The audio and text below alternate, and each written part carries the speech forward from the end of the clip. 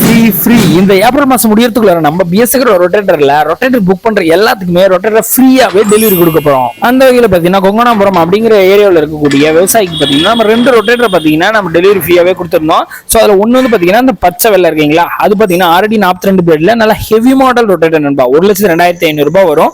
So அதுல extra பாத்தீங்கன்னா ஒரு சைட் டிஸ்க்குமே கேட்டு வாங்கியிருந்தாரு. சைட் டிஸ்க் 3,800 ரூபாய் சேர்த்து 1,06,300 ரூபாய்க்கு பாத்தீங்கன்னா நம்ம அதை கொடுத்துருக்கோம்.